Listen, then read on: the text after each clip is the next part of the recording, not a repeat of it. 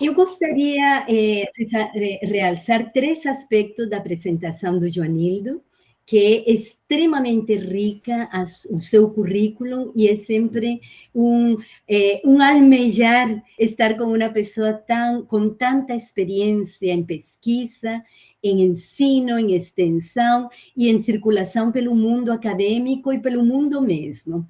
A primeira coisa que eu quero destacar é sua formação. Joanildo é formado em História, tem trabalhado, também fez seu mestrado em Ciência Política, e seu pós-doutorado responde mais a questões, doutorado e pós-doutorado, a uma formação bastante interdisciplinar. Neste momento, ele é professor de mestrado profissional de Sociologia na Fundação Joaquim Nabuco, é professor do programa de pós-graduação da Ciência Política da Universidade Federal de Pernambuco, coordena o laboratório de pesquisa sobre religião e política, que em abril teremos um primeiro encontro super turbinado sobre a temática lá no Nordeste, e também é membro de nosso grupo de pesquisa sobre sionismo cristão e no Sul Global. Eu gostaria já adiantar para vocês, Ronaldo começou, este grupo foi fundado, esta pesquisa a gente iniciou em 2019 e ele tem vários tipos de financiamento pela Templeton, pela Fundação Joaquim Nabuco e também com uma parceria com a UERJ. É um grupo de pesquisa comparativo Guatemala-Brasil.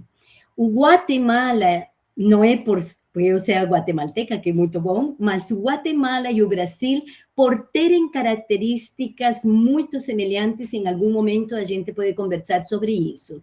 A nossa equipe é composta por Cecília Maris, Joanildo, Maria da Dores, conhecida por Dodora, Paul Freston, e temos tido ao longo de nosso trabalho, em estes 5 anos, uma mestranda que trabalhava com questões da Palestina e nos ajudou muitíssimo a fazer levantamento de dados, uma doutoranda que trabalha conosco também, articulando todas o acervo que a gente tem bibliográfico de levantamento de dados de campo, e um pós-doutorado que também se uniu ao nosso grupo trabalhando no livro que estamos organizando. O trabalho de campo que já temos feito, foi feito e realizado tanto no Brasil como na Guatemala. Temos um arsenal imenso de material bibliográfico e documental, e temos muito trabalho também junto aos Ministérios de Relações Exteriores. Fizemos uma pesquisa de imersão total na Guatemala, Joanildo, o Paul e a Brenda, a gente ficou lá em uma total imersão e realizamos muitas entrevistas, 38 ao todo, em um período de tempo relativamente curto, e a gente está com todo esse material. Quais são nossos produtos em este momento? Realizamos um workshop internacional com mais de 12 participantes do mundo inteiro. Fizemos a publicação até agora de 3 artigos e está no prelo mais 2 internacionais. Temos organizado esse dossiê que já foi apresentado pelo Ronaldo, e alguns textos na mídia que são de difusão e de divulgação do conhecimento que a gente trabalhou. E, no momento, estamos trabalhando um livro que estará, se Deus quiser, verá a luz em espanhol, em português, e se o Espírito Santo nos ajuda com dinheiro, em inglês também. Seria isto nosso trabalho enquanto a pesquisa, e já encurtei o caminho sobre da onde que vem nosso trabalho com o Joanildo. É isto que temos, e Joanildo, o tempo é teu, eu começo, são as 10h25, tu achas que lá pelas 11h10 seria de bom tamanho, ou você continua aí, a gente vê, pode ser? Beleza. Tranquilo. Bom, gente, mais uma vez, muito obrigado pelo convite de Ronaldo, de Brenda, para que eu estivesse com vocês hoje aqui. Como ela já anunciou, o conteúdo da apresentação tem direta e quase completa relação com o nosso projeto coletivo. que vem rolando aí há alguns anos já, e eu vou compartilhar com vocês aqui uma apresentação, e eu espero, de fato, que por volta de 11h10, onde eu estiver, eu pare para que vocês possam trazer suas questões. Afinal de contas, nem tudo que a gente quer dizer é o que as pessoas estão precisando ouvir ou querendo ouvir. Então, para mim, não tem problema de parar às 11h10, onde quer que eu esteja. Provavelmente eu não estarei no fim, mas vamos lá. Vou colocar meu próprio lembrete aqui. E vamos começar. Deixa eu compartilhar, então, aqui com vocês.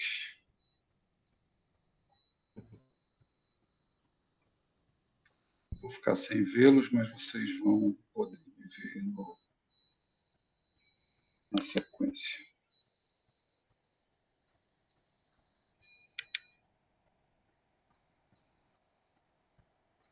A minha conexão está um pouco lenta, então ela está travando um pouco às vezes. Qualquer dificuldade vocês podem falar, que aí eu escuto e tento... Poxa, deixa eu ir para lá. Ok. Estão vendo agora? Estamos, Joanildo, estamos, sim. Perfeito. Bom, gente, então, eu queria começar com algumas observações um pouco mais gerais de caráter analítico, né, sobre esse, digamos,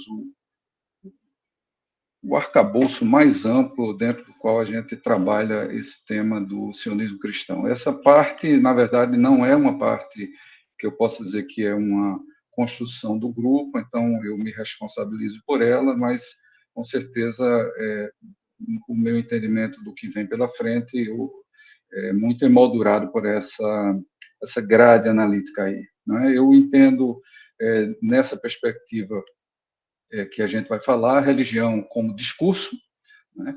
E por isso eu já advirto, como faço muitas vezes, que não estou falando simplesmente de linguagem.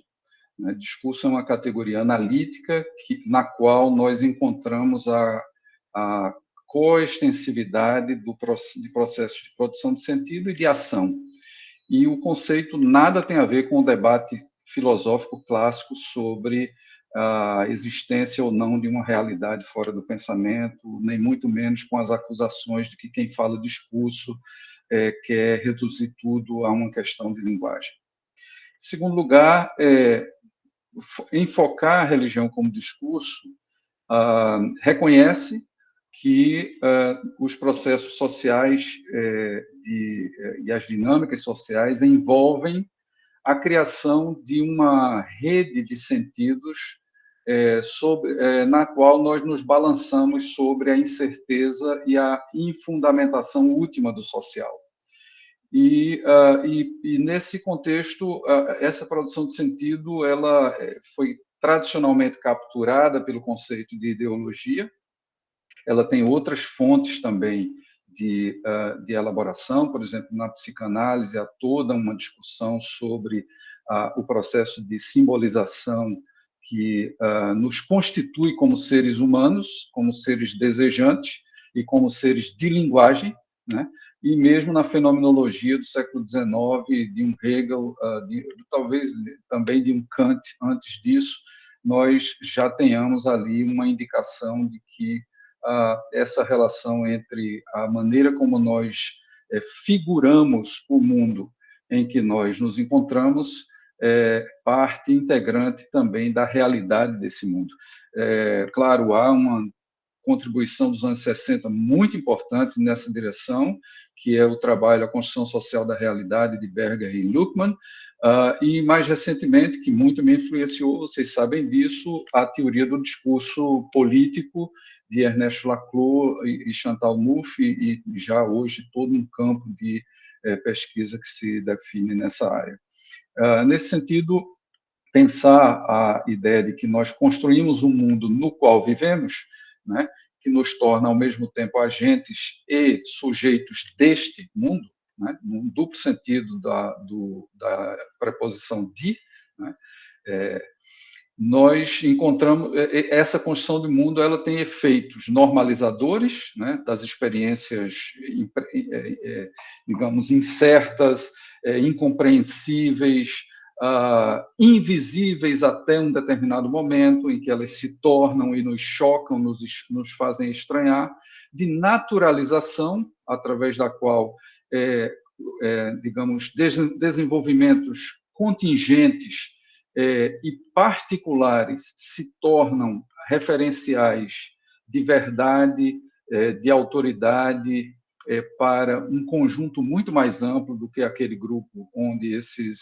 referenciais foram construídos, e de disciplinamento, uma vez que normalizado e naturalizado, um determinado mundo exige conformação das pessoas, exige que elas ajam de acordo com determinadas regras e impõe sobre elas determinadas formas de disciplina quando essas regras são, digamos, entre aspas, desobedecidas. Nisso, nós temos a operação daquilo que na análise da teoria do discurso mais recente vem sendo chamado de lógicas, né? Os discursos são analisados a partir de três modalidades de lógicas que se interconectam, mas não se confundem umas com as outras. As lógicas sociais, que dizem respeito precisamente aos processos de normalização e naturalização, as lógicas políticas, que incluem os processos de normalização, mas antes deles, a contestação de ordens pré-existentes e as tentativas de reconstruir ou de desalojar e construir outras coisas no lugar dessas estruturas já existentes, e as lógicas fantasmáticas, que dizem respeito à maneira como as pessoas aderem aos discursos que vão se propor a rotinizar ou a transformar a realidade. Não somente aderir no sentido positivo, mas também aderir aos discursos que contestam, né? Então, nesse sentido, essa lógica fantasmática diz respeito à construção dessas figurações simbólicas pelas quais nós nos identificamos ou nos desidentificamos com discursos vigentes. Um outro ponto que me parece importante é de distinguirmos aqui identidade religiosa e discurso religioso. Do ponto de vista analítico, são dois registros que não estão necessariamente sincronizados e monolocalizados. A identidade religiosa, no meu entender, ela diz respeito a fenômenos que afetam as pessoas que se posicionam e se inserem dentro de um campo de práticas religiosas, ou questionam esse campo de práticas religiosas, ou o campo da religião em geral, mas nesse questionamento estabelecem uma relação de contra-identidade com esse campo. Por exemplo, pessoas ateias não se contentam simplesmente em não crer, em não ter uma religião. Elas também contestam a religião. E na medida em que, e somente nesta medida, essas identidades se constituem no contraste, no confronto, no combate com identidades religiosas, elas, a meu ver, elas cabem dentro desse conceito que eu estou chamando de identidade religiosa. No entanto, o discurso religioso não precisa estar confinado nem às subjetividades das pessoas que têm religião ou que são contra a religião, nem às instituições que zelam pela reprodução de tradições e práticas religiosas. O discurso religioso ele tem a possibilidade de ser articulado e mobilizado para além das fronteiras do que a gente poderia chamar de um mundo não religioso, ou o mundo da não religião, ou talvez, mais precisamente, a dimensão cotidiana e institucional do mundo que não é necessariamente regida por motivações, valores e autoridade religiosos. O discurso religioso, nesse sentido, pode sim assumir uma efetividade na vida social muito além do tamanho do poder e mesmo da presença de pessoas religiosamente identificadas. Um outro ponto que eu acho relevante é destacar aqui que a politização do discurso religioso, quer dizer, essa transposição do umbral do mundo das identidades religiosas para o umbral do mundo público, da política, da cultura, né? Não é só de política que eu quero falar aqui no sentido institucional, mas também da cultura. Na cultura também tem política, né? Também há política e é política. Essa politização do discurso religioso não deixa de produzir e de expressar mudanças identitárias, mudanças nas identidades religiosas e mudanças nas identidades que não se regulam, se estruturam em torno da religião, mas se veem afetadas pela religião, seja no sentido de uma convocação, de uma interpelação religiosa à qual elas respondem, seja no sentido da recusa dessa interpelação. Então, nesse sentido, trabalhar com a ideia de discurso religioso politizado é também procurar compreender mudanças no mundo, no âmbito das identificações religiosas. E, por último, o discurso religioso no mundo contemporâneo ele não é contido pelas estruturas dos Estados nacionais, nem das instituições políticas da democracia liberal que vigora em grande parte dos países ocidentais, né? Ele hoje anima e é parte integrante da dinâmica do que mais tradicionalmente a gente poderia chamar as relações internacionais, né? Mas que cada vez mais nós compreendemos que se tratam de fenômenos transnacionais e fenômenos glocais, né? Fenômenos nos quais a própria fronteira entre o que é dentro e o que é fora do Estado Nacional estão borradas e incertamente definidas. Isso é bastante apropriado para pensar a compreensão dos cristãos sionistas enquanto atores políticos, uma vez que, claramente, pelo menos do ponto de vista simbólico, os cristãos sionistas são cidadãos de dois mundos, o mundo do seu Estado nacional e o mundo do Estado de Israel, mesmo quando não há nenhum pertencimento étnico que os vincule ao mundo ao mundo judaico ou ao Estado de Israel existente hoje. Com essa moldura, eu passo adiante. Gostaria de propor que a gente desse uma lida rápida aqui, em dois pequenos parágrafos de um texto publicado em 2021 por uma americana de origem salvadorenha, que é aluna de doutorado em História e que foi criada numa família sionista cristã e foi, no contexto do seu doutorado, viajou ao Egito para fazer um curso, e nesse curso ela teve, a pessoa responsável pelo curso era uma professora palestina cristã, que apresentou para ela toda uma perspectiva do que os palestinos cristãos entendem pela situação em que vivem no Oriente Médio, e isso mudou bastante a perspectiva dessa americana latina, salvadorenha, de origem salvadorenha. Enfim, eu achei bastante, digamos, feliz a maneira como ela sintetiza essa compreensão do que hoje a gente vai chamar, vai trabalhar sobre o conceito de sionismo cristão, e que tem outros candidatos que, digamos, atravessam, competem e se confundem, muitas vezes de maneira imprópria, com esse conceito, como o próprio conceito originário de sionismo, como o conceito de judaísmo messiânico, como o conceito de filosemitismo. A autora Amy Fajas diz isso aí, né? Embora se considerem aliados, o apoio sionista cristão aos judeus é muitas vezes contingente e, por vezes, até antissemita. Muitos proponentes do sionismo cristão acreditam simultaneamente que, embora os judeus não sejam poupados ao inferno a menos que aceitem Jesus como Messias, uma convergência global dos judeus em Jerusalém é um pré-requisito para a segunda vinda de Jesus. Num outro parágrafo, a autora diz o seguinte: embora a adoção de costumes e símbolos judaicos pelos evangélicos latinos. Ela se refere aqui aos latinos dos Estados Unidos, os evangélicos de origem latino-americana nos Estados Unidos. Essa é a referência. Não está falando dos latino-americanos fora dos Estados Unidos, embora eu diga que não é tão estranho e tão diferente assim. Afinal, os evangélicos latino-americanos são, em grande número, latino-americanos emigrados para os Estados Unidos, né?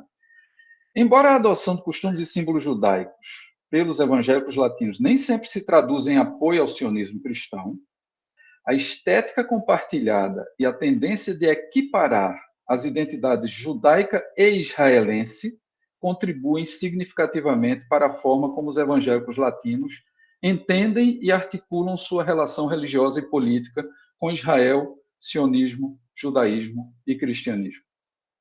Distinções colapsadas e suposições reducionistas informam o que os evangélicos latinos acreditam sobre Israel e os judeus, como fazem no contexto evangélico mais amplo dos Estados Unidos. Ou seja, que o judaísmo e o sionismo são sinônimos, que a segurança judaica só pode ser garantida através do Estado israelense e que Jesus não pode voltar a menos que os judeus retornem à Terra Prometida. Essas duas colocações de Amy Fajas me parecem muito felizes no sentido de sintetizar grande parte da compreensão mínima que nós precisamos ter a respeito do tema de hoje. Eu ia falar um pouco aqui sobre a pesquisa, né? Brenda já antecipou o mais importante. Queria apenas ressaltar que a pesquisa teve uma pré-história numa outra pesquisa que fizemos com financiamento da Universidade do Sul da Califórnia nos anos 2010. A mesma equipe, né, sobre pentecostais e política na América Latina, na qual nós percebemos em muitas entrevistas feitas no Brasil as primeiras referências repetidas ao tema de Israel e a uma perspectiva sionista cristã. Isso ficou assim,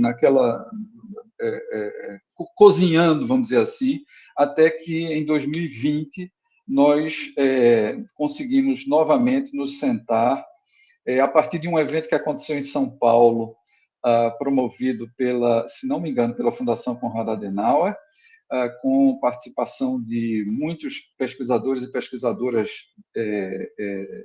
bastante salientes no debate político brasileiro e alguns do contexto latino-americano e norte-americano. E no final desse evento nós nos encontramos, estávamos presentes lá, nós 5, e começamos a fazer as primeiras conspirações que levaram a essa pesquisa. Então, isso foi antes da pandemia, na verdade, isso foi em 2019. A partir de 2020 nós começamos a construir o projeto. A escolha dos dois países, em primeiríssima aproximação, ela se justifica pelo high profile que o sionismo cristão tem assumido nos dois contextos e no fato de que, em ambos os contextos, nós não temos uma comunidade judaica muito grande, né? Embora, no caso guatemalteco, ela é menor ainda do que no Brasil, né, em termos absolutos e em termos proporcionais também. Mas isso, de certa maneira, não impede a difusão do sionismo cristão nos dois países e a nossa percepção, a meu ver, confirmada pela pesquisa, de que houve um crescimento do sionismo cristão nos dois países na última década. Talvez um pouco mais recuado que isso, mas com certeza na última década. Segunda característica que permite a comparação entre os dois países é o impacto da pentecostalização na política. São dois países com a diferença de que a Guatemala tem um percentual de evangélicos ainda maior que o Brasil, em relação à população total, mas o timing da politização dos evangélicos nos dois países é basicamente o mesmo, é finzinho dos anos 80 e começo dos anos 90, e é uma politização que acabou tendo um impacto político amplo no país, né, nos dois países. O outro elemento importante é o registro conservador do sionismo cristão nos dois contextos. Embora o sionismo, como ideologia, tem uma matriz histórica mais progressista do que a que hoje se apresenta no Estado de Israel, inclusive a própria Constituição do Estado de Israel se deu a partir de uma outra matriz ideológica do sionismo. O sionismo cristão, ele sofreu grande impulso desde os anos 50, no contexto da Guerra Fria, direcionando progressivamente para posições conservadoras, política e teologicamente falando, né? E no contexto contemporâneo, no contexto atual, esse é o registro onde quase que exclusivamente o sionismo cristão se constitui, o campo conservador do cristianismo. Por outro lado, e por último, os dois países têm uma longa história de conexões com a direita americana, de diferentes matrizes e com diferentes extensões, vamos dizer assim. Inclusive com um timing um pouco diferenciado, porque a conexão do sionismo cristão brasileiro com a direita americana, ela é dos anos 2010 em diante, meados dos anos 2010, mais precisamente.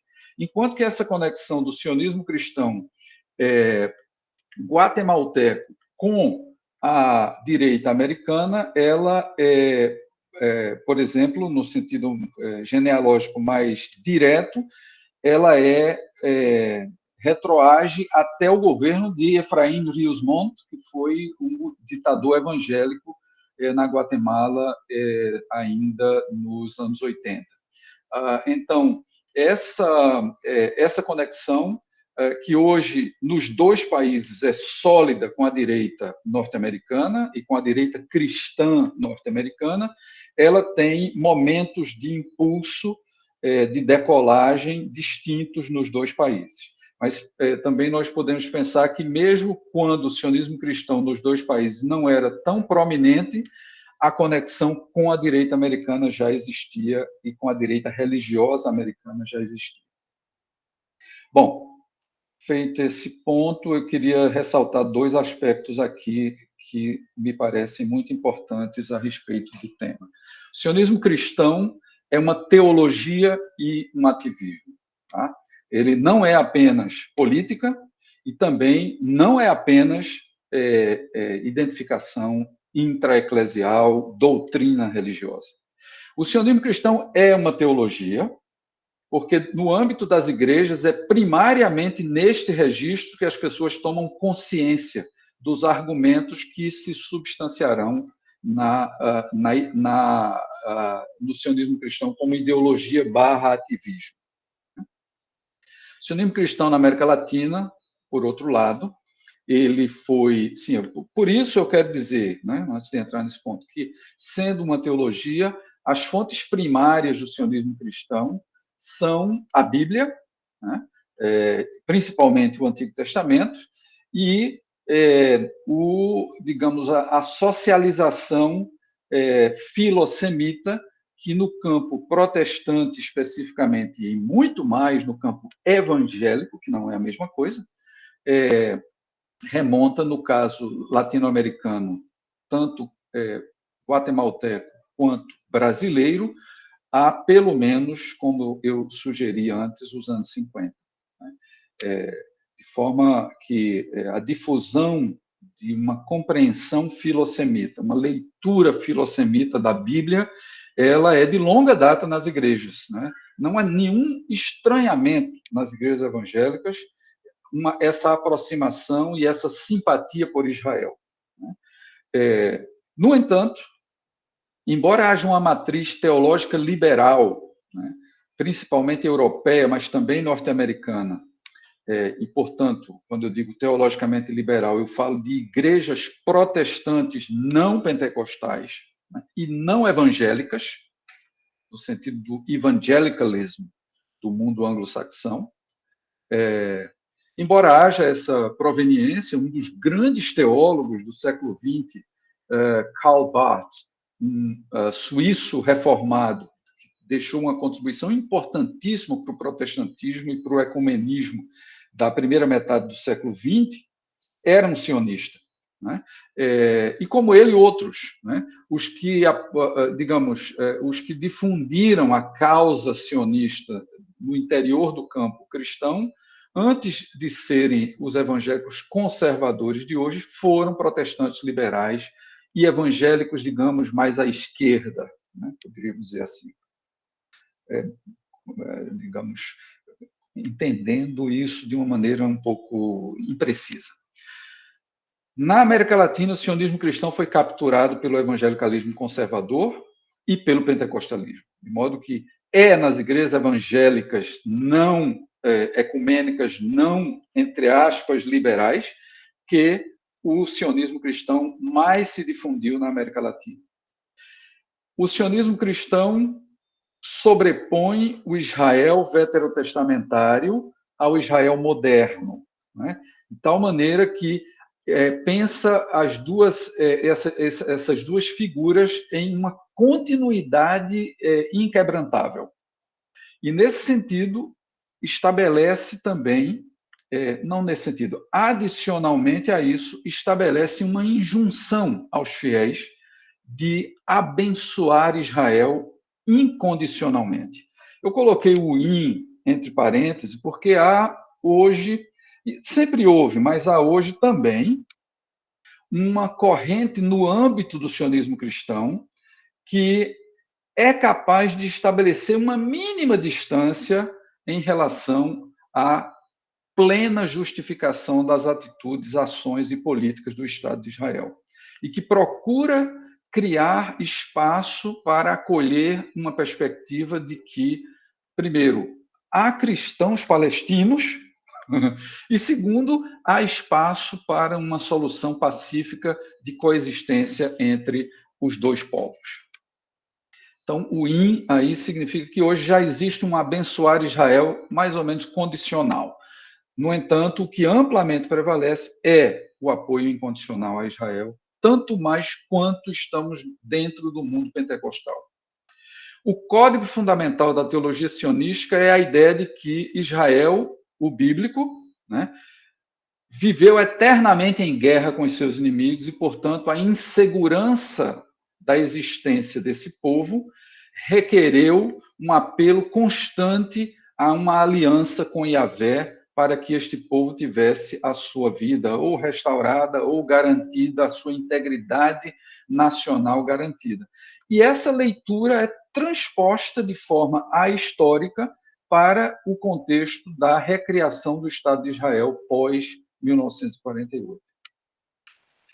E, por último, há na teologia sionista cristã uma compreensão de que há uma retórica, né, uma retórica bastante fundada numa leitura escatológica que associa a volta dos judeus do exílio da Babilônia no Antigo Testamento para a terra física de Israel, né, que naquele contexto do século VI, V, antes da Era Comum, representava a volta de uma minoria de judeus, apenas os que outrora faziam parte da, digamos, elite judaica do reino de Judá, que por sua vez representava apenas 2 das 12 antigas tribos da anfictionia israelita, da aliança, né, de tribos israelita,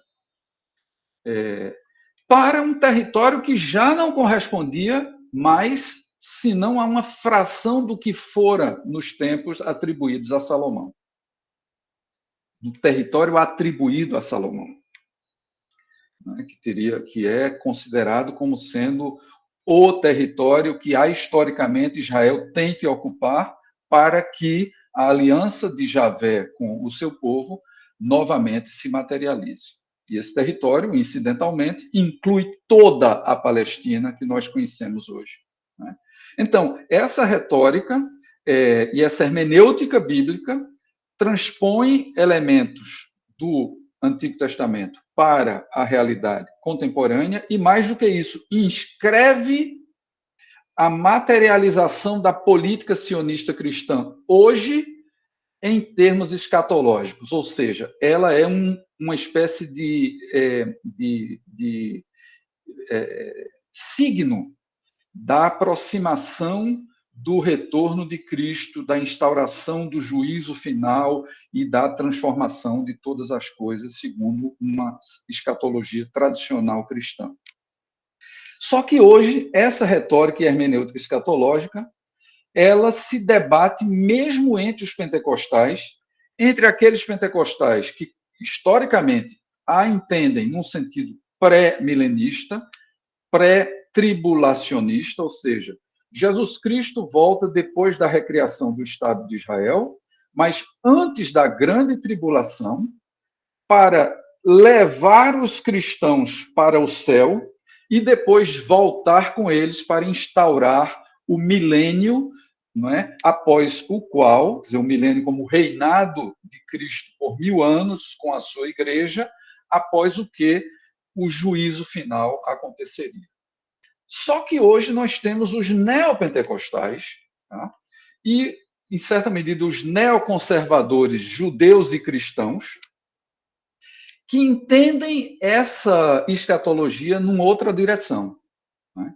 Ela está reinscrita num marco escatológico que a gente deveria chamar de pós-milenista. Nesse marco escatológico, a igreja é a grande atriz do drama escatológico. E ela constrói o reino e convida Jesus para vir inaugurar, né? Então, toda a construção teológica, toda a teologia política neopentecostal, mesmo sendo espaço hoje para uma grande difusão do sionismo cristão, ela se inscreve numa escatologia muito distinta daquela que no século XIX e até os anos 70 do século XX caracterizou maciçamente o evangelicalismo conservador e o pentecostalismo. Do lado do sionismo cristão como ativismo, né? Quer dizer, nós também afirmamos que dizer sionismo cristão é dizer um ativismo político pró-Israel. Não há sionismo cristão, nessa definição e nesse entendimento, que não seja um ativismo. Razão porque nós distinguimos sionismo cristão de várias modalidades de filosemitismo presentes nas igrejas. Não necessariamente uma bandeira de Israel é sinal de sionismo cristão dentro de uma igreja, não necessariamente é o uso de instrumentos musicais, de uma estética litúrgica judaica significa sionismo cristão.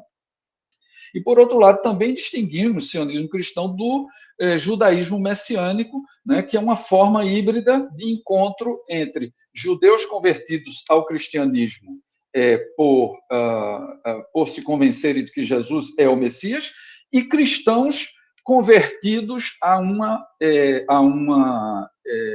forma de cristianismo que muito deve se parecer com o que foi o cristianismo do primeiro século no mundo greco-romano, na Palestina e no mundo greco-romano. Muito próximo dos rituais judaicos, com muito mais do que simplesmente rituais, compreensões doutrinárias, éticas, etc., muito parecidas. Há uma hibridização. Isso não é sionismo cristão, não necessariamente. Para nós, é preciso reservar a expressão sionismo cristão para esta composição, articulação entre teologia e ativismo político pró-Israel. Então, enfim, há uma sobredeterminação no sionismo cristão como categoria de análise, tanto do ponto de vista disso que a gente falou a respeito de teologia, como de um ponto de vista de em que condições, circunstâncias se materializa o sionismo cristão. Então, essa sobredeterminação, depois eu explico, isso não é um conceito, não é uma palavrinha de retórica, é um conceito, né, de origem psicanalítica, mas essa sobredeterminação tem a ver com o lugar da direita cristã americana na difusão em escala global, né, do sionismo cristão. Mais recentemente, anos 2010, né, e talvez um pouquinho antes disso, se a gente pensar no contexto europeu, né? A chamada onda conservadora como uma espécie de veículo de ampla disseminação de ideias sionistas cristãs, a volta do sionismo de direita em Israel, que é a volta de quem já tinha vindo, né? Ou seja, Benjamin Netanyahu e o Likud. O Likud, em Israel, é o partido que fez a reinterpretação de direita do legado sionista socialista que prevaleceu naquele país até os anos 70. E que, segundo a direita israelense, fracassou na sua expectativa e nas suas iniciativas de promover a paz com os povos vizinhos. Portanto, o Likud passa a promover um sionismo de combate aos povos vizinhos e a quaisquer outros que viessem a enfrentar ou desafiar Israel. Então, o sionismo de direita israelense é, em grande parte, o responsável pela legitimação oficial do Estado de Israel ao sionismo cristão. Eu não quero dizer que não houvesse apoios e manifestações mais ou menos, digamos, frequentes de autoridades israelenses antes da direita estar no poder, né, em relação aos sionistas cristãos. No entanto, nós estamos falando de uma conjuntura que requer de nós a compreensão das suas especificidades. E nessa conjuntura, o sionismo de direita israelense tem um peso bastante grande. Bom, vou adiante, porque o meu tempo já está se esgotando, e eu quero dizer alguma coisa sobre Brasil e Guatemala. São dois casos, né? Como dois casos, eles são singulares, mas comparáveis. Tá? Nós não temos a pretensão de fazer uma aproximação forçada entre Brasil e Guatemala. De um lado, nem é preciso. O sionismo cristão está às escâncaras nos dois países, no cenário público e no cenário cultural dos dois países. Por outro lado, as histórias dos dois países e o lugar do sionismo cristão nos dois países não são exatamente as mesmas, né? O que, então, precisamente permite a comparação tanto pelas semelhanças quanto pelos seus contrastes. No caso brasileiro, há um legado histórico ambíguo, né? Primeiro, de antissemitismo. O Brasil do século XX, se nós pensarmos no governo Vargas, por exemplo, né? E antes do governo Vargas, na ação integralista brasileira, ainda nos anos 20, né? Tem, digamos, componentes claros de antissemitismo. Há um vínculo originário, vou voltar a essa expressão ao falar da Guatemala, há um vínculo originário que faz parte de um mito fundador do discurso sionista cristão nos dois países, que é a participação brasileira na criação do Estado de Israel. Uma vez que Oswaldo Aranha, que era um embaixador brasileiro na ONU e presidente da Assembleia da ONU em 1948, foi a pessoa que conduziu os procedimentos de discussão e votação que levaram à aprovação de uma resolução construída no âmbito da UNSCOP, da Comissão da União, das Nações Unidas, responsáveis por discutir a devolução da Palestina pelos britânicos, né, e a solicitação de que uma nova solução fosse apresentada para aquele território, e a solução que foi apresentada foi a da criação de 2 estados, né? Só que apenas um se materializou, o Estado de Israel.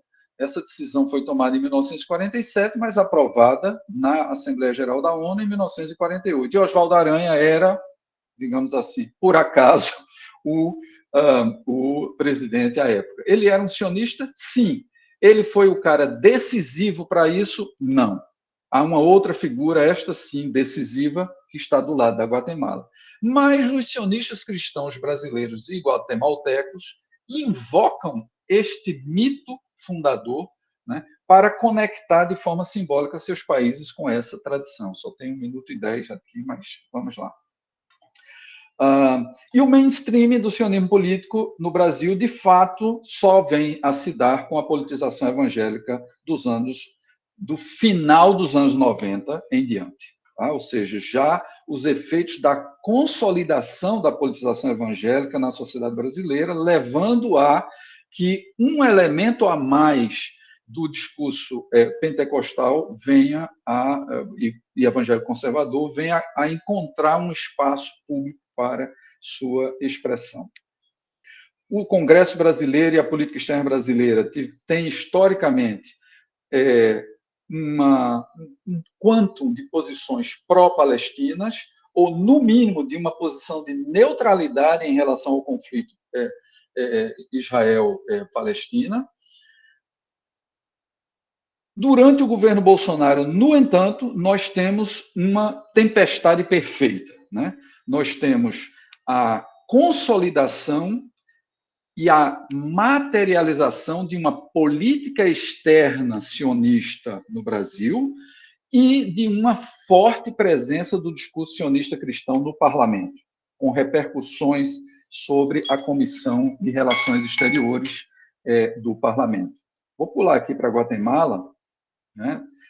Depois a gente volta aí a esses pontos referentes os grupos parlamentares no plenário e como, mesmo durante os anos de 2023 e o começo de 2024, o sionismo cristão continua muito forte no Congresso brasileiro. E para dizer 2 minutos, então, alguma coisa sobre a Guatemala, né? Há semelhanças, né, ao vínculo originário construído a figura do diplomata Jorge Garcia Granados, que este sim foi o grande artífice da costura que levou os países latino-americanos a desequilibrarem a balança em favor da criação do Estado de Israel. Tá? Ele ganhou os votos de um grande número de países latino-americanos, ou pelo menos a abstenção, de tal maneira que a decisão favorável à criação do Estado de Israel prevaleceu. É um país que, diferentemente do Brasil, já teve 3 presidentes evangélicos desde os anos 80, né? Na verdade, não é nem 90, 80, com a ditadura de Rios Moon, depois a presidência de Jorge Elias Serrano, e, por último, a presidência de Jimmy Morales, na qual houve o traslado da embaixada de Israel da Guatemala para Jerusalém. O sionismo cristão e o sionismo em geral são muitíssimo mais difundidos na cultura política guatemalteca do que no Brasil, né? A pentecostalização também foi o veículo do mainstreaming do sionismo cristão na política guatemalteca contemporânea. Há uma relação muito mais sólida com a Embaixada de Israel na Guatemala do que no contexto brasileiro a gente pode encontrar. E a presença parlamentar dos sionistas cristãos no parlamento guatemalteco é muito imponente, porque o número de participantes da Liga de Amizade Parlamentar Guatemala-Israel chega a ser metade ou mais dos membros do Congresso guatemalteco, o que não é o caso no contexto brasileiro. Eu iria falar sobre política externa e diplomacia, mas o tempo acabou, eu vou deixar isso e volto se houver alguma questão que vocês queiram que eu explore, porque eu ia trabalhar só sobre o contexto brasileiro, detalhando um pouco mais o que fizemos no projeto a esse respeito. Mas, enfim, paro por aqui para não sobrecarregar a exposição e fico à disposição de vocês para questões, críticas e comentários.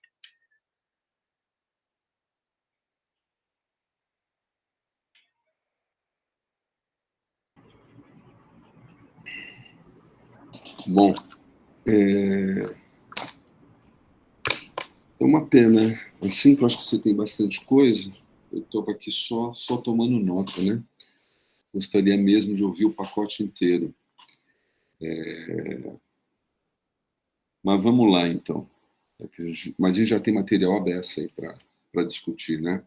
Então, eu vou abrir aqui, mas eu gostaria de aproveitar essa que eu estou comandando aqui um pouco para fazer 2 perguntas, 2 introduções, e aí as pessoas vão se somando, a gente vai ouvindo. Em primeiro lugar, Joanildo, assim, o termo sionismo cristão, quantos atores assumem isso, né?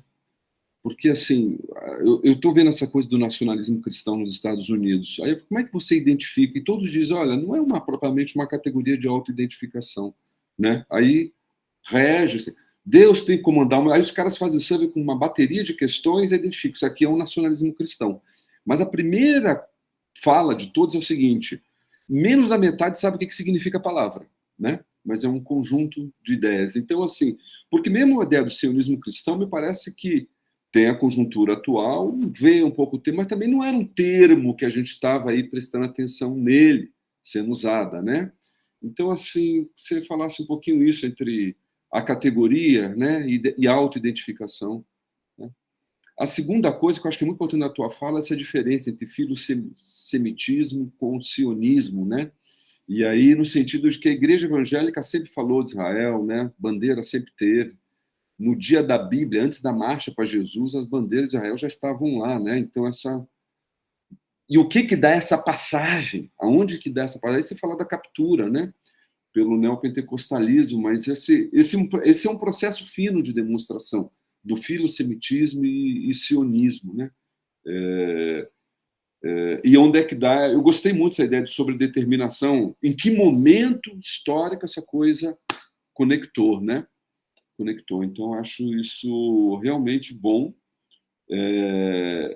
E aí, dentro disso, no começo você falou, né, o que a gente quer falar e o que as pessoas querem ouvir, né? Em algum momento aí, se você pudesse falar dessa cena que ocorreu na Paulista, como é que você mensura, né? Filosemitismo, sionismo, o quanto de evangélico tem ali, que eu acho ótimo as pesquisas que foram feitas com o povo da Paulista, tinha pouco evangélico, e aí é interessante aquela coisa que você fala no final, você pode ter um discurso religioso extrapolando a fronteira da identidade religiosa, né? Então, se você pudesse fazer uma leitura, né, solta a partir de tudo isso, daquele evento, seria legal. Passo a palavra, então, para o Marcelo. Eu acho que era essa. Eu vou ver aqui a ordem que estava de quem levantou a mão. Quem pediu primeiro foi o Marcelo. Depois o Carlos, depois o Cleiton. Tirar a mão aqui. Pronto. Vou colocar. Joanildo, um prazer em te ouvir. Né? Realmente, né, eu acho que sua fala, eu estou esperando o texto. Né? E junto com o texto, um glossário, né, filosemitismo, sionismo cristão, né, e todos esses conceitos. Eu estou surpreso que o Karl Barth, né, com essa informação, foi sionista, né? Então, é um assunto de uma complexidade. Espero o texto para ler com detalhe, acompanhar todas essas passagens, todos esses meandros, que o assunto é a apropriação pelos protestantes clássicos, pelos evangélicos, neopentecostais, enfim. Né?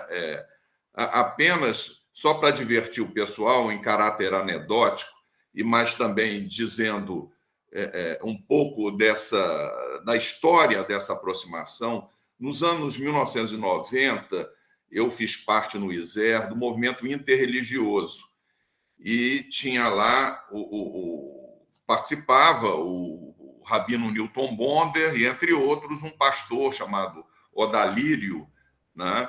E foi até apelidado como Odelírio, né? Em vez de Odalírio, mas toda vez que o Newton Bonder adentrava o recinto das reuniões, o Odalírio ficava embevecido e seguia o Newton Bonder e cravava ele com 1000 perguntas sobre o Antigo Testamento, e ficava um assunto até meio constrangedor. Na época eu achava estranho aquilo, achava uma idiosincrasia do Odalírio, mas, enfim, já mostra, pelo menos na minha experiência pessoal, que desde os anos 90, que eu acompanho, havia essa afinidade, aí, pelo menos de um evangélico pentecostal em relação a um representante do judaísmo. Né?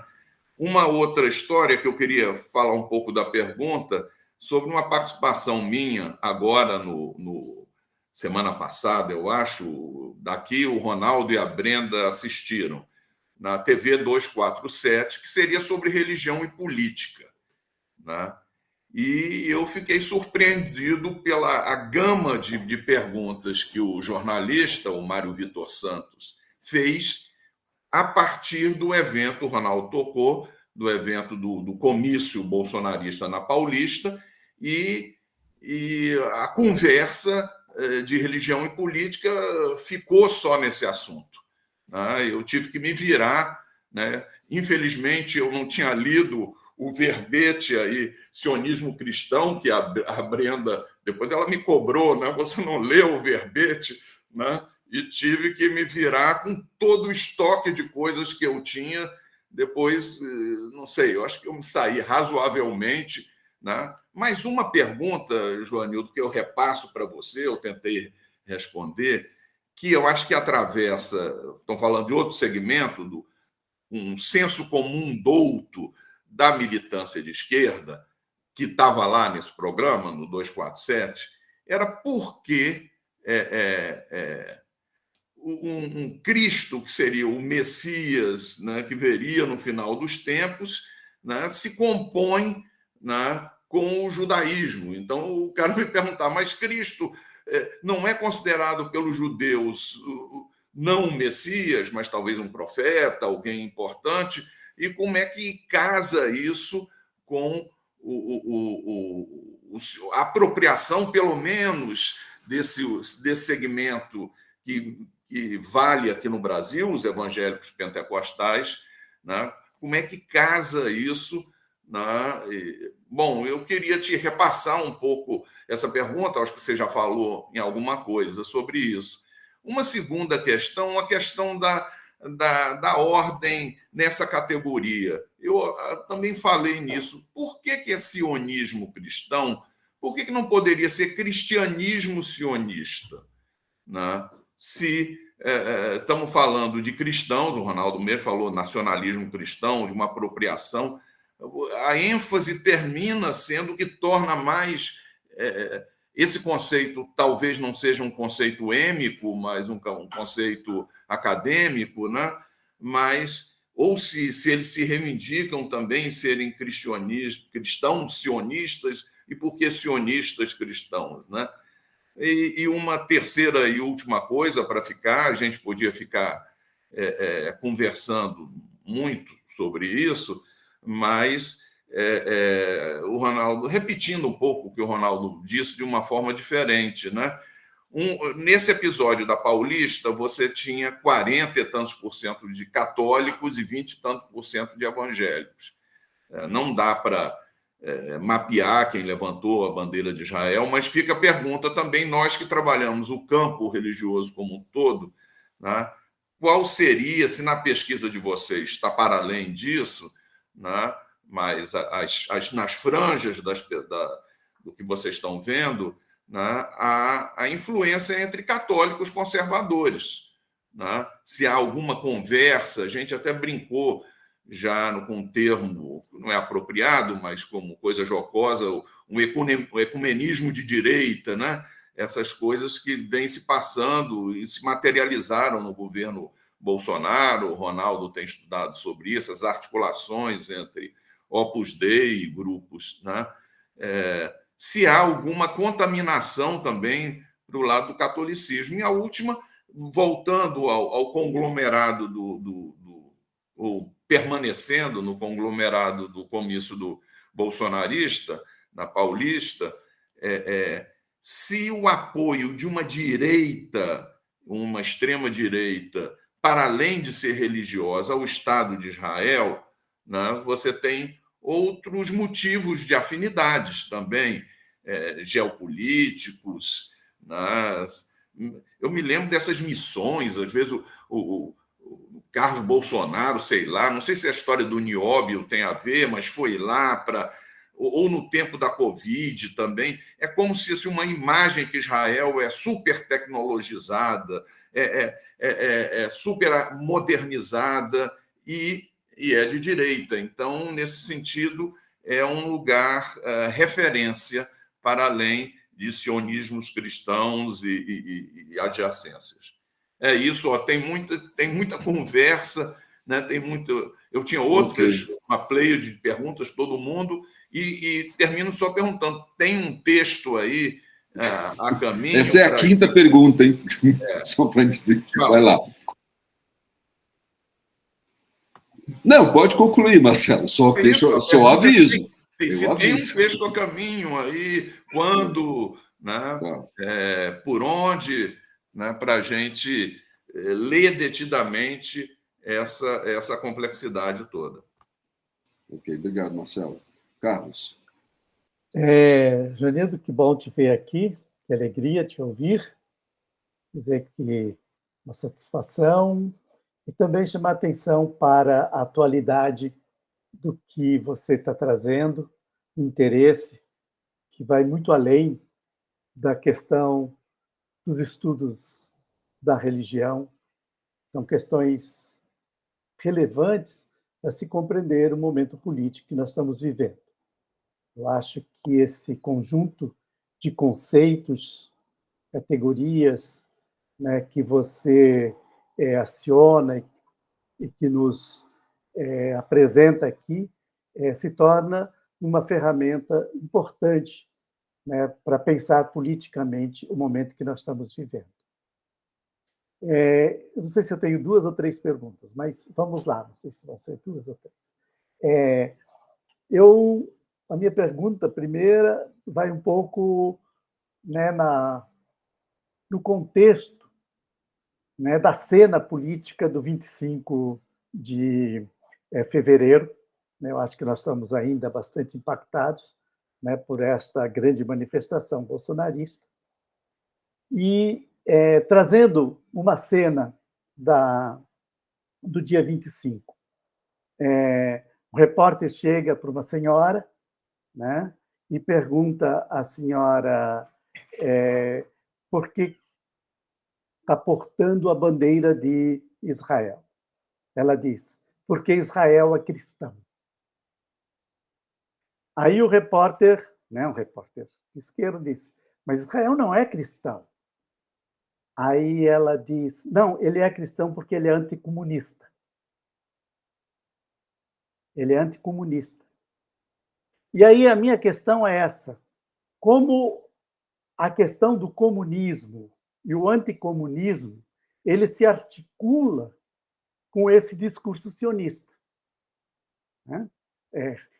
Aí podemos usar, né, a dissociação entre discurso e teologia, tudo isso, né, mas é uma dissociação também entre discurso e realidade, né? Ciência. Mas, então, essa é a primeira pergunta. Né? Se você puder falar um pouquinho sobre isso. O comunismo, como é que ele entra nesse pacote? A segunda questão é uma questão que me instiga há bastante tempo, que é a questão do Antigo Testamento, como é que ele ganha uma proeminência no discurso evangélico. Com um sentido, né, sionista, com um sentido de tradicionalista de direita. Mas eu queria chamar a atenção, e é isso que eu precisaria trabalhar um dia, alguém precisa trabalhar, né? A teologia da libertação também deu uma grande ênfase ao Antigo Testamento. Foram centrais para a constituição da teologia da libertação conceitos como êxodo, não é? Um povo a caminho, povo, né? O conceito de cativeiro, né? Toda a questão da Babilônia, tudo. Então, assim, eu ando muito querendo entender, né, estas leituras, né, do Antigo Testamento, essa apropriação e ênfase do Antigo Testamento no discurso cristão pela extrema-direita e pela teologia da libertação. Como é, sabe? Eu acho que isso é preciso ser explicitado, pelo menos explicitado, para que a gente não lacre, né? O Antigo Testamento ele foi apropriado pelo pentecostalismo, né?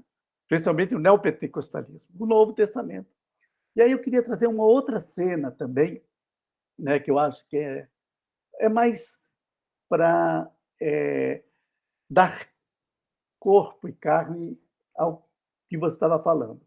Eu, ano passado, no final do ano, eu fui visitar o Templo de Salomão. Eu não conhecia, fiz a visita guiada, né? E depois fui naquele enorme auditório, né? E nesse enorme auditório havia um grupo relativamente grande, às vezes umas 100 pessoas, sentadas, descansando, num dia muito quente, lá no Brás, né, no Bresser, as pessoas ali descansando. Era uma atitude muito mais de repouso, né, no horário, digamos, do intervalo de trabalho, do que de uma audiência interessada. Só que o pastor, ou biblista que estava à frente, ele fazia um discurso exatamente do que você traz aqui, da sobreposição do Israel bíblico com o Israel atual. Mas é de uma coisa assim, e o que me impressiona, quer dizer, eu queria trazer aqui, é que essas pessoas, elas estavam numa atitude de uma certa atenção flutuante. Elas estavam aprendendo pelas bordas, né? E eu acho que isso é importante a gente ter presente, né? Que não é só um processo de, digamos, batalha direta, mas há uma certa disseminação, né, desses conceitos de uma forma muito leve, muito indireta. Era isso. Muito, muito obrigado. Obrigado, Carlos. Cleiton. Bom, queria primeiro agradecer ao Joanildo pela apresentação, né? Brilhante como sempre, é um assunto que me interessa bastante, aliás, agora parece que interessa a todo mundo, né, diante daquilo que a gente está vendo. Então, queria começar agradecendo, dizer que vão ser 2 breves comentários. Na verdade, um primeiro comentário, e que vai dar base para uma pergunta que eu vou fazer ao Joanildo. Bom, eu queria retomar um pouquinho essa coisa que o Marcelo falou, né? Eu achei interessante a expressão que ele usa, a ideia de um senso comum douto, né?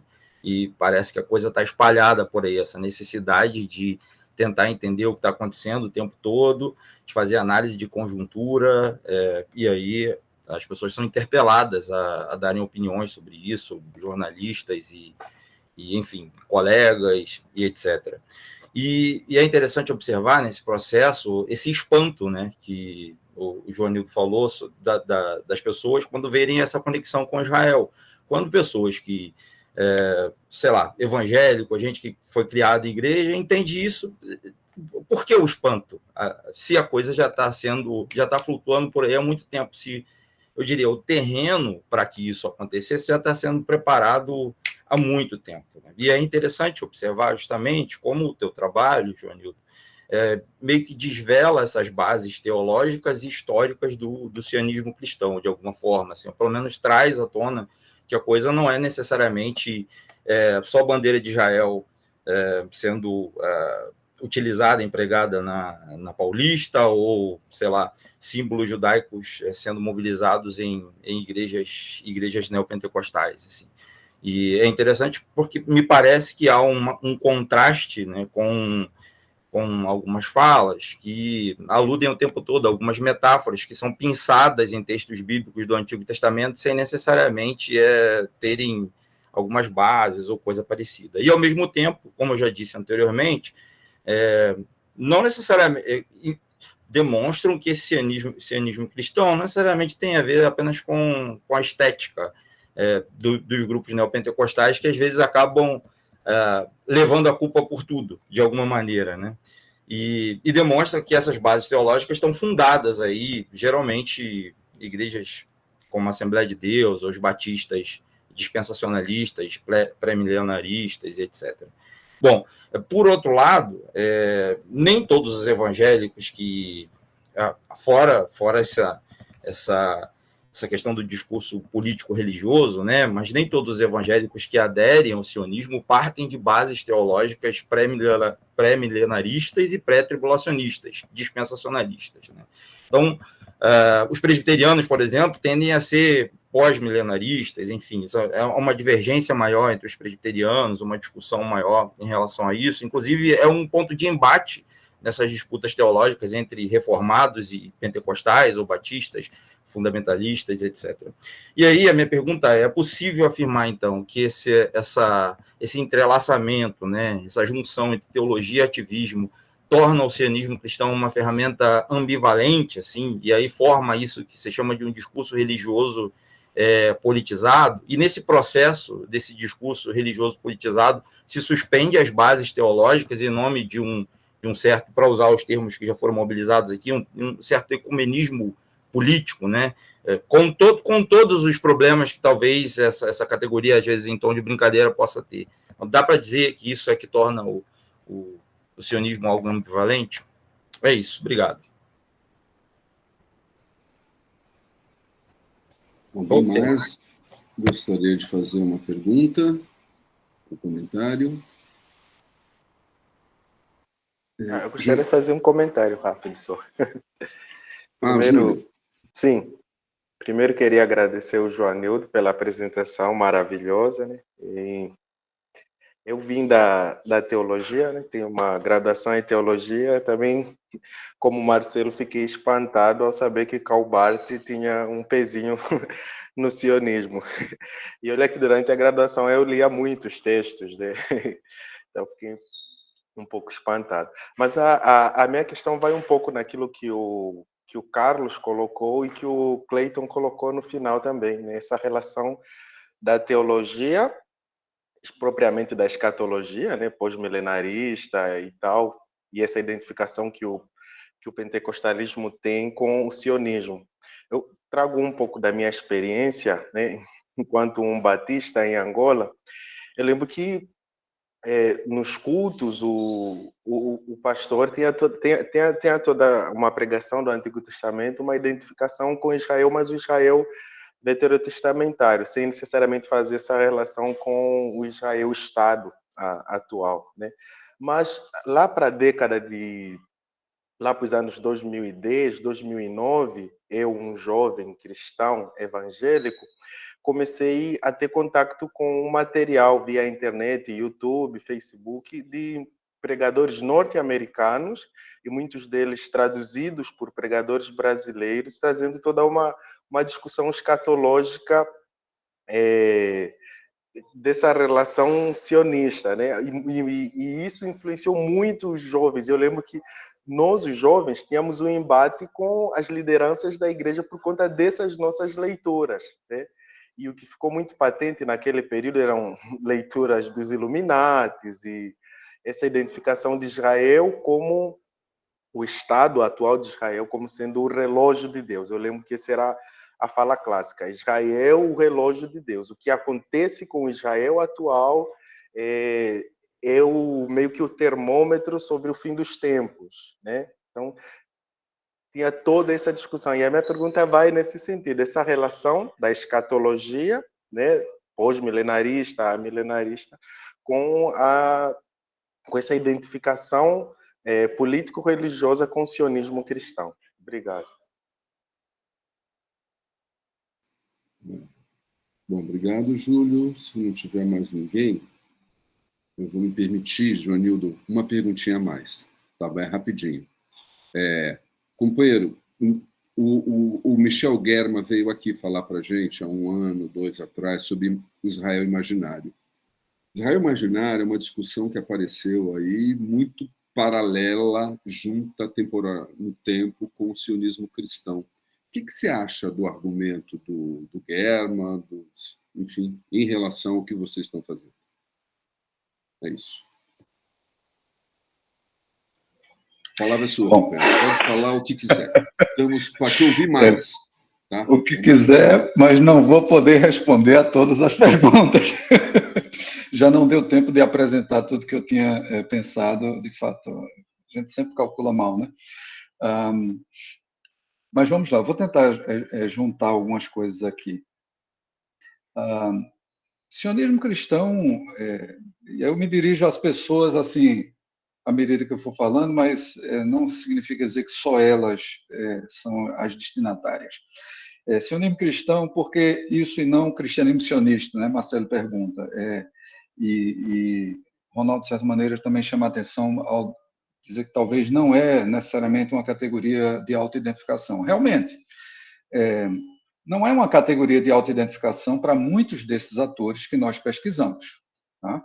Essa é uma categoria, digamos que, como sociedade civil, por exemplo, migrou do mundo da academia, nesse caso da academia teológica, para a academia dos estudos de religião, das ciências sociais da religião, e agora chega na mídia. Né? E agora chega na mídia. Não é um termo de autoidentificação para muitos desses atores. Mas o termo já vingou, gente. Tá? Não vai ser cristianismo sionista, porque não é isso, é sionismo cristão mesmo. O termo ele vinga por duas razões. Primeiro, porque ele já estava consagrado no debate intelectual do Norte. Christian Zionism é a expressão que o mundo anglófono usa para essa aproximação entre cristãos e o discurso sionista. Tá? E é também a expressão que as línguas não anglos na Europa também usam. Tá? Os franceses, os holandeses, os alemães também usam essa expressão. Então, ela não é uma expressão êmica, mas ela hoje é uma expressão pública. É uma expressão que está disseminada no discurso público. Então, nós temos que nos haver com ela e já não podemos simplesmente dizer que é um conceito. Né? Do mesmo jeito, quando a gente fala em sociedade civil, só para dar esse exemplo de novo, a gente pode fazer toda uma construção analítica, filosófico-política da sociedade civil, mas o jornalista está falando de sociedade civil, o militante do movimento de bairro está falando de sociedade civil, o líder partidário, o deputado no Congresso estão falando de sociedade civil. Naturalizaram uma expressão que era da filosofia política, como se existisse, de fato, materialmente, objetivamente, essa coisa chamada sociedade civil. Mutatis mutandis é o que acontece com o sionismo cristão. Né? Então, esse é um ponto que demanda apenas de nós, ao analisarmos e escrevermos ou falarmos a respeito, que façamos as devidas, digamos, ressalvas ou refinamentos, né? Dizendo, olha, quando eu estou falando disso, eu estou me referindo ao que encontramos em fontes documentais ou em entrevistas, ou então, quando eu estou falando disso, eu estou falando de um tratamento analítico dado para a expressão sionismo cristão. São as duas coisas. São as duas coisas. A despeito de ser as duas coisas, reitero, a maioria dos atores que nós chamamos de sionistas cristãos não se auto-identificam assim. Tá? Não se auto-identificam assim. Eles se identificam como amigos de Israel. Essa é a expressão. Eles são amigos de Israel. Né?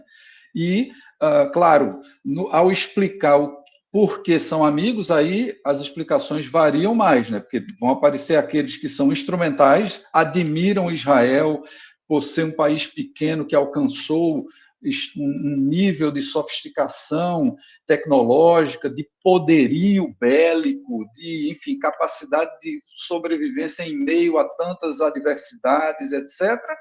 E há outros que dizem, eu sou amigo de Israel porque a Bíblia diz que se eu não abençoar Israel, a maldição de Deus virá sobre mim. E eu levo isso tão a sério que eu quero que o meu país inteiro também abençoe Israel, porque quem não abençoar Israel vai ser amaldiçoado. E o Brasil, nesse caso, será, ou a Guatemala será, se não realizar isso. Discursivamente, abençoar Israel é uma menção longínqua a Gênesis capítulo 12, quando ao celebrar sua aliança com Abraão, Javé diz a ele: abençoarei os que te abençoarem e amaldiçoarei os que te amaldiçoarem. O que os sionistas raramente dizem é o resto da frase: em ti serão benditas todas as famílias da terra, o que confere a essa aliança abraâmica uma espécie de missão de abençoar o resto do mundo, e não simplesmente de reclamar para si uma bênção. Mas isso, enfim, isso é a pré-história da expressão. Hoje, dizer abençoar Israel significa literalmente o seguinte: tudo que o governo de Israel, e por muitos anos esse governo é um governo de extrema direita, disser e fizer, nós temos que aceitar, concordar e defender, sob pena de não estarmos abençoando Israel.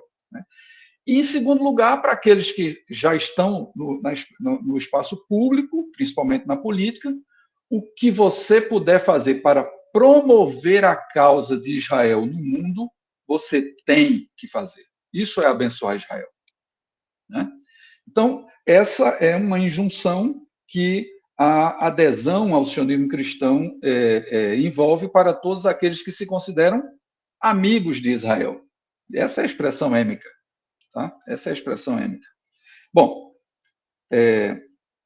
tem os admiradores de Israel também, que significam um pouco como os prosélitos do judaísmo, né? Aquelas pessoas que se aproximam do judaísmo, mas não podem se converter em judias, né? Porque etnicamente nunca vão conseguir transpor esse umbral biológico, e, no entanto, são recebidas como parte da comunidade judaica, né? E podem participar das cerimônias e tudo mais, sabendo que nunca serão 100% judias, né? Do ponto de vista do judaísmo como religião e como cultura. Pois bem, eu sei que a curiosidade com a cena da Paulista é grande, né? Deixa eu dizer alguma coisa a esse respeito. A cena da Paulista, ela me parece, mostra muito mais do que a questão do sionismo, né?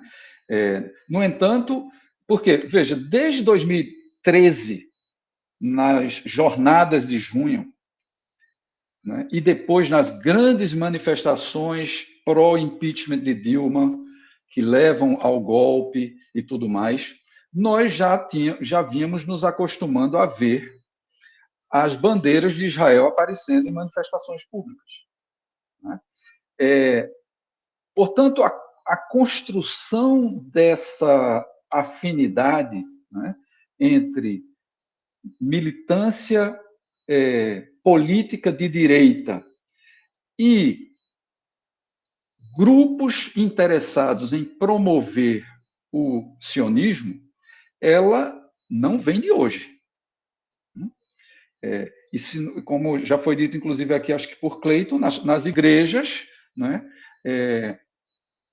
as bandeiras de Israel já estavam presentes antes mesmo disso. Nas igrejas pentecostais, isso, digamos, remonta aos anos 90, né?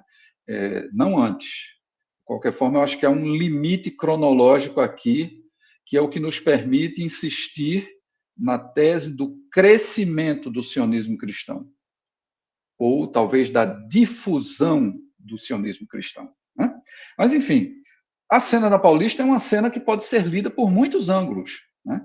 Ela é a tentativa de reativação do que foi o clímax da articulação entre sionismo cristão e política de extrema-direita no Brasil durante o governo Bolsonaro.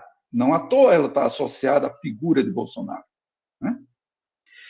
Curiosamente, fica mais materializado na cena da Paulista, né, o caráter não exclusivamente, e nesse caso, minoritariamente evangélico, daquela manifestação enquanto manifestação sionista. Embora eu não saiba, eu acho que a senhora lá, que foi entrevistada, Carlos, devia ser evangélica, né? O código não parece... A fala não, me parecia dela... católica. Católica? Parecia católica, okay. classe média. Tá. Mas isso não chegou a ser apurado, não? Não, não. Não, tá. Então, claro. Então, veja, eu acho que nós, no projeto, sempre consideramos o fenômeno do sionismo cristão como sendo católico e evangélico. Desde o começo a gente incorporou, inclusive eu orientei alunos de PIBIC que exploraram essa dimensão do sionismo católico no Brasil. Nós temos grandes defensores católicos do sionismo cristão no parlamento brasileiro, a começar por Cristo Nieto e Carla Zambelli. Tá? São duas pessoas que sistematicamente se colocam nos debates no parlamento, nas discussões de proposições e nas cerimônias de celebração do aniversário do Estado de Israel, que acontecem todos os anos, desde 2004. Né? Desde 2004. Curiosamente, até 2004, nós tínhamos sempre, pelo menos, um parlamentar que no dia ou no mês, em maio, do aniversário de Israel, fazia algum pronunciamento no plenário, né? Congratulando o povo judeu, exaltando, né, a história do Estado de Israel contemporâneo. Mas, primeiro, nem todos eram evangélicos, muito pelo contrário, quase nunca eram, até os anos 70, quase nunca eram.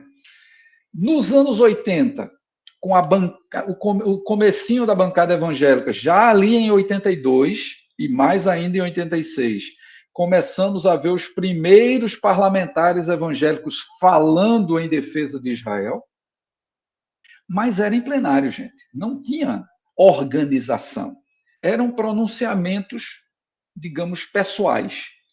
Aí tinha uma parte, tinha um outro que apoiava e tal, mas eram coisas descoordenadas. A partir de 2004, sessões especiais começam a acontecer. 2004, governo Lula, tá? Governo Lula. Evangélicos mainstreamed na política brasileira, né? Eles não são mais apenas uma bancada, eles agora fazem parte da política de Estado brasileira. Eles são ministros, eles são diretores de empresas públicas, eles são diretores de organizações públicas, são assessores e tudo mais, né? Então, sessões anuais, essas sessões são minuciosamente organizadas, propostas ao plenário, aprovadas sem discussão no plenário do Congresso, tá? São sessões conjuntas da Câmara e do Senado e tem a presença permanente do embaixador de Israel e de autoridades do mundo cristão, católicas e evangélicas. Então, realmente, nós não estamos falando de um fenômeno só evangélico, né? Acho que a gente não pode forçar muito a leitura da cena da Paulista à luz do que eu trouxe, né? Porque, a despeito de estar presente ali esse componente sionista, ou talvez apenas filosemita, não é sionista na fala da senhora claramente, porque ela não associa Israel com nenhuma perspectiva bíblica e teológica, né? Ela associa a Israel com a ideia de um cristianismo, né, de uma identidade cristã difusa que se tornou parte do discurso público do bolsonarismo, né? Ser cristão é parte do discurso público do bolsonarismo, né? E essas articulações canhestras como mas o Israel não é cristão. Não, mas é anticomunista. E por isso cristão.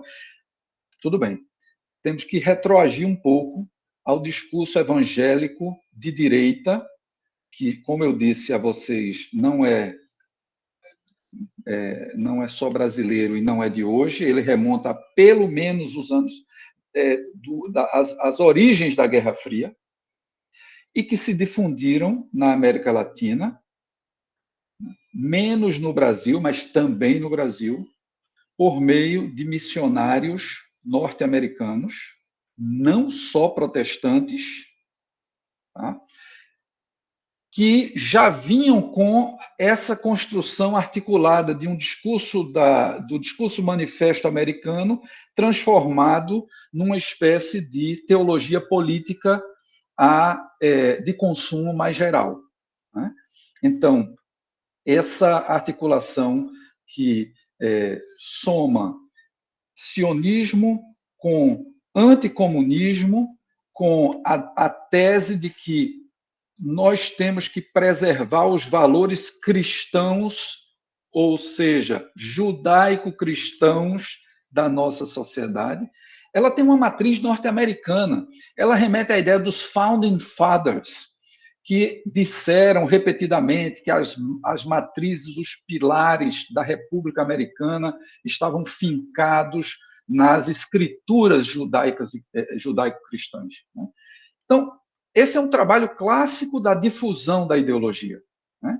E vai assumindo, como diz Derrida no conceito de iterabilidade dele, conformações variáveis e pagando preços para se difundir em diferentes contextos.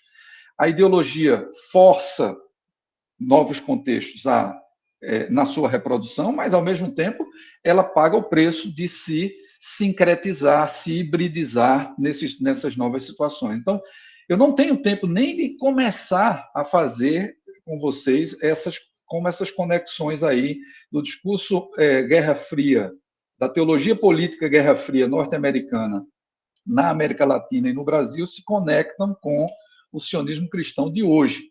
Mas posso, pelo menos, deixar sinalizado aí que há uma genealogia, de um lado, nós temos isso já feito para o Brasil por Brenda, Dodora e Cecília, num artigo publicado, né? E mais de um artigo publicados, inclusive, vale a pena vocês darem uma olhada nisso.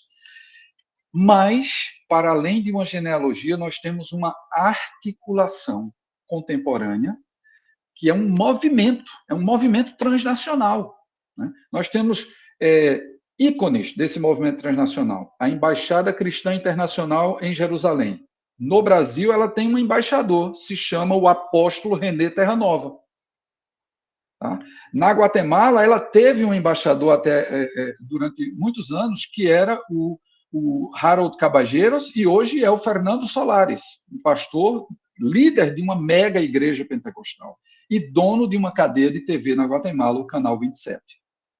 Então, a cena da Paulista ela é multidimensional nesse sentido, né? Ela aponta para a gente como esses riachos não simplesmente convergem num grande caudal, mas às vezes eles atravessam um rio.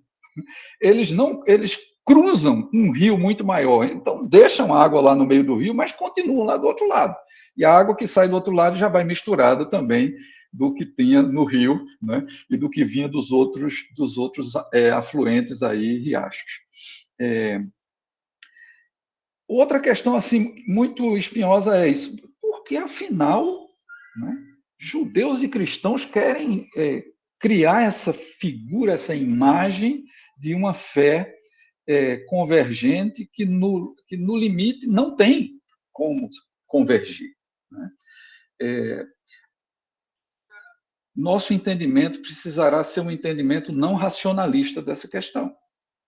Porque se a gente quiser demonstrar por A mais B a razoabilidade dessa crença, ela é insustentável.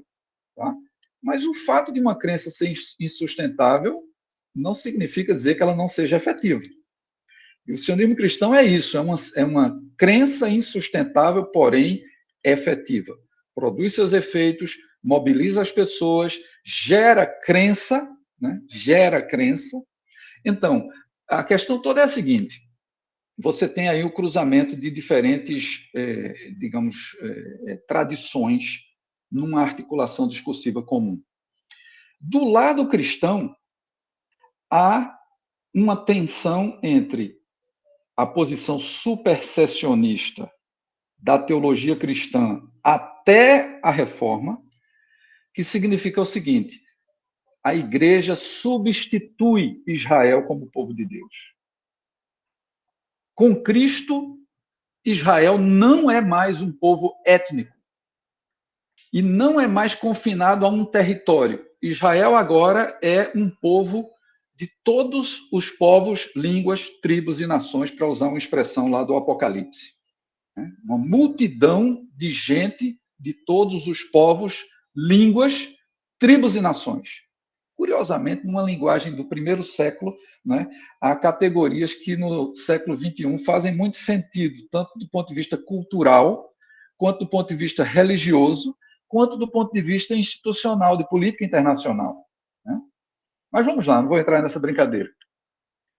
Nós temos uma primeira matriz que é essa, um acerto de contas, uma virada de mesa de grupos que desde muito tempo no campo cristão tensionavam esse supersessionismo. O supersessionismo se tornou a posição oficial do cristianismo, inclusive também no protestantismo, né?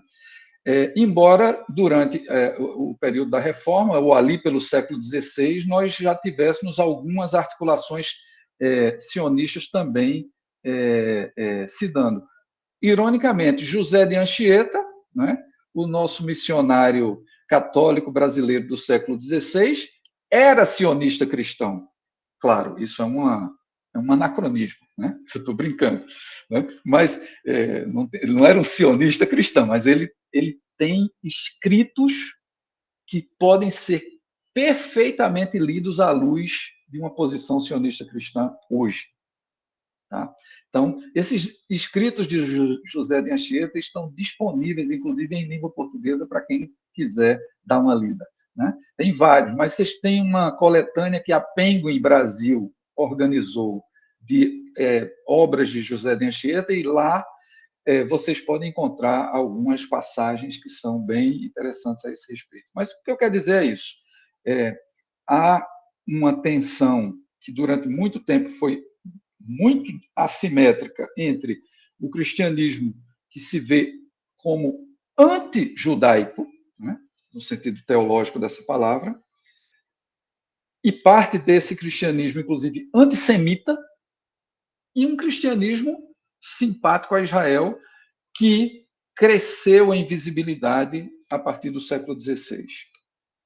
Em segundo lugar, nós temos, no século XIX, o surgimento do movimento sionista, né, na Europa, por parte de intelectuais judeus, progressistas, ou talvez, ainda melhor dizendo, de esquerda, né, e em diálogo com teólogos católicos e principalmente protestantes.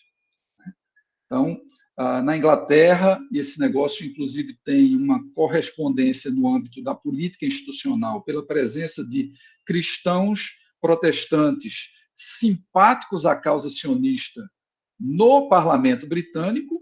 Um deles, inclusive, né, chegou a ser ministro do exterior e publicou, em 1916, uma declaração, a famosa Declaração Balfour, né, que é talvez a primeira declaração onde a manifestação do sionismo cristão se dá por meio da fala de um político em situação de governo, reconhecendo a necessidade da criação de um Estado para os judeus. Portanto, definindo-se, não foi à toa que foram os britânicos, eles eram os protetores, né, tinham o mandato, né, da Liga das Nações para a Palestina. Né? Mas, enfim, o discurso sionista tem um papel muito importante nesse cruzamento. E nos anos 20 e 30, já também finzinho do século XIX, a difusão da teologia dispensacionalista inaugura essa leitura escatológica em grande escala no âmbito protestante, e aí mais basicamente evangélico e pentecostal, porque ela é uma espécie de teologia de segunda linha. Ela não é teologia topo, ela não é teologia, digamos, ela é uma teologia de alcance médio, feita por pessoas sem grande formação teológica acadêmica, né? E difundida mais ainda por pessoas sem qualquer formação teológica acadêmica, né? Sem seminário, sem instituto bíblico. Então, é aí que a gente começa a ver o efeito de popularização dessas articulações sionistas se transformando em discurso sionista cristão. Mais do que simpatia por Israel, essa teologia começa, de fato, a, digamos, propor uma interpretação da Bíblia à luz desse entendimento e estimular os cristãos a assumirem posições claras de defesa de Israel. Nos Estados Unidos, isso fazia muito sentido. A população protestante norte-americana era majoritária, inclusive. Na América Latina, isso entrou meio que, né, para consumo interno das igrejas. E foi assim durante muito tempo. Virou parte do ensino bíblico sobre a escatologia. Ponto. Teremos que esperar até os anos 70, no caso brasileiro, com a publicação de alguns trabalhos importantes de pastores evangélicos, né, que marcam as primeiras obras de fôlego, né, que a gente pode chamar de sionistas cristãs no Brasil, ou pelo menos, né, de construção de uma teologia sionista. Isso depois Brenda pode falar com vocês a respeito, mas no artigo delas tem menção a essas escrituras, né? E a conexão pentecostal surge. Abraão de Almeida, o maior teólogo da Assembleia de Deus até os anos 90, depois começam a surgir outras figuras competindo com ele, escreveu 2 trabalhos sobre Israel, numa linha escatológica flagrantemente sionistas cristãos. Tá? Então, essa primeira conexão ela remonta aos anos, fim dos anos 70, Brenda, ou começo dos anos 80. Então, gente, traçar essa trama de construção discursiva, de fato, o tempo não nos permite, mas é por aí que a gente começa a entender como é que você acha possível que o Jesus Messias, que os judeus não reconhecem como Messias, seja o ponto de ligação entre cristãos e judeus no sionismo cristão. Tá? Mas eu não posso dizer, eu já passei de meio-dia aqui. Só dizer uma última palavra, Ronaldo, se você me permite. Essa coisa do Antigo Testamento, né? Eu acho que é muito importante esse ponto e de fato, eu vou defender a minha perspectiva muito mais do que argumentá-la, tá? Porque não dá tempo. Mas eu diria assim: a presença do Antigo Testamento no discurso cristão brasileiro, de fato, é inaugurada pela teologia da libertação. Mas uma teologia da libertação que a gente deve entender em sentido lato, que começou antes do final dos anos 60 com Gustavo Gutierrez. Tanto no catolicismo como no protestantismo, liberal e ecumênico, já havia uma valorização da dimensão profética do Antigo Testamento, dos escritos dos profetas, e do imaginário do Êxodo como uma espécie de modelo de rupturas históricas promovidas por uma matriz religiosa ou por uma motivação religiosa. Isso vem dos anos 50. Isso é construído na aproximação entre cristãos e marxistas que se dá nos anos 40, na Europa, nos Estados Unidos, chega ao Brasil nos anos 50, via movimento ecumênico e via catolicismo, digamos, de esquerda. Né? Catolicismo que estava começando a se preparar para o Vaticano II. Então, o discurso profético é a porta de entrada de tudo isso, e ele já está no protestantismo como estava no catolicismo nos anos 50. Mas ele não estava no pentecostalismo e não estava no protestantismo, no evangelicalismo, né? As igrejas evangélicas conservadoras, vamos dizer assim. A disseminação do Antigo Testamento pelos evangélicos conservadores e pentecostais é um trabalho de pastores e pregadores livres. Não é um trabalho de teólogos. Há, digamos, uma produção norte-americana que pode dar essa sustentação. Ela não foi amplamente conhecida no Brasil até os anos 2000, 2010, talvez. Tá? Por isso que isso é uma grande diferença entre Guatemala e Brasil.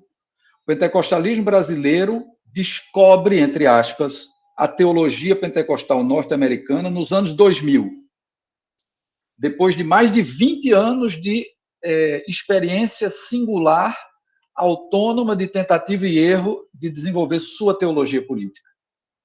No entanto, na Guatemala, está lá desde sempre, porque a presença das missões protestantes históricas e pentecostais norte-americanas na Guatemala é muito mais, digamos, difundida e influente do que aconteceu no Brasil.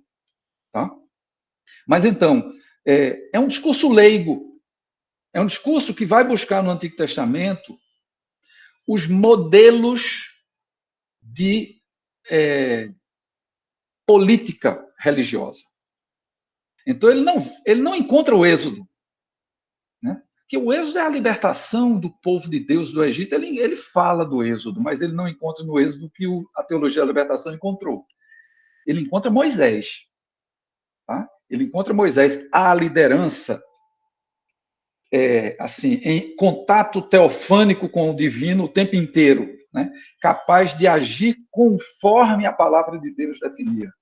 Eles encontram Davi, o homem segundo o coração de Deus, né?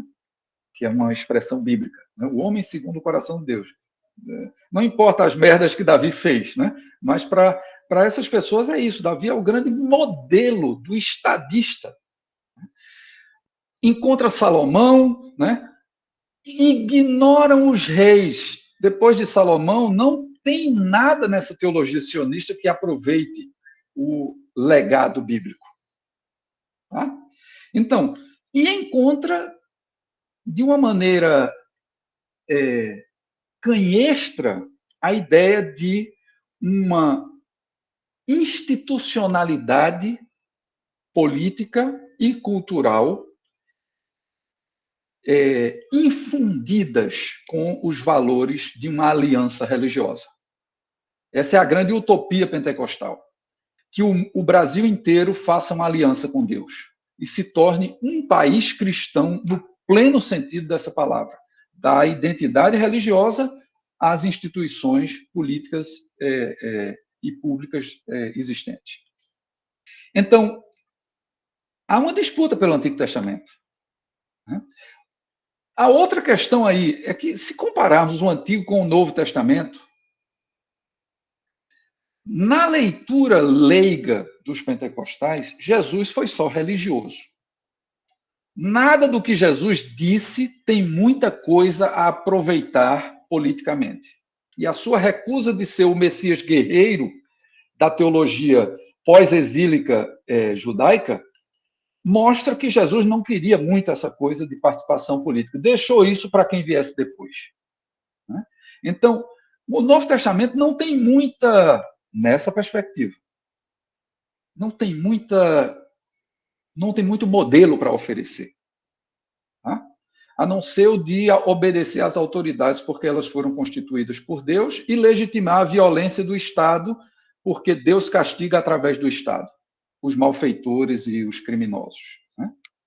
Mas, então, essa ideia de um Antigo Testamento onde você tem uma profusão de imagens e de exemplos sobre política, e um Novo Testamento raquítico, né, que quase não assume explicitamente uma posição política, eu estou dizendo para vocês, esse é o raciocínio leigo que é responsável pela difusão do sionismo cristão a partir de um discurso veterotestamentário. Então, a teologia pentecostal hoje, que tenha um estofo acadêmico mais sério, recusa o sionismo cristão. Nos Estados Unidos e no Brasil. E na Guatemala, a gente encontrou lá também, entrevistou pastores lá, professores de seminário, que são contra essa tese do sionismo cristão. E são pentecostais, ou são evangélicos de igrejas históricas. Então, com isso eu fecho. Acho que eu não pude responder a tudo, não é? Mas talvez fique aqui uma pauta para um outro encontro nosso, para eu falar de diplomacia, governo Bolsonaro e tudo mais. Gente, agradeço muito a atenção de vocês, a paciência. Passei muito do limite aí, eu acho. Mas, olha lá, Ronaldo. Ok. Palmas aí para o Joanildo, foi ótimo. E, um aprendizado como sempre. Eu acho que o Carlos chamou a atenção disso, sobretudo essa parte inicial, conceitual. Acho que é uma grade, né, de leitura. Acho que você nos informa sempre. E faça com que a gente saia do mais óbvio, né? Do imediato. Obrigado. Está anotado, está gravado e vai circular. Oi. Só me permite uma pergunta que não foi respondida e que eu queria, Joanildo. Existe um texto a caminho, né, onde isso que você falou para a gente esteja, né, circunstanciado, escrito mais detidamente? Vou responder com o Lulu Santos. Existirá e haverá para todo mal a cura.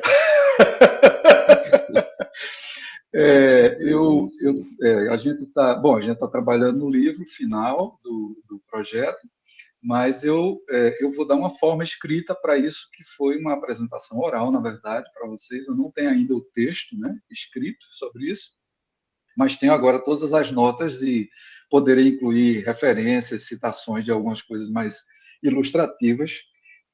Virá daqui a uns 2 meses, eu acho. Ótimo. Tranquilo. Então tá, obrigado, Joanildo, foi realmente bom, estaremos bem, começamos bem o ano. Brenda, você quer dizer alguma coisa? Tá, rapidinho, porque, enfim. Mas liga o microfone, Brenda.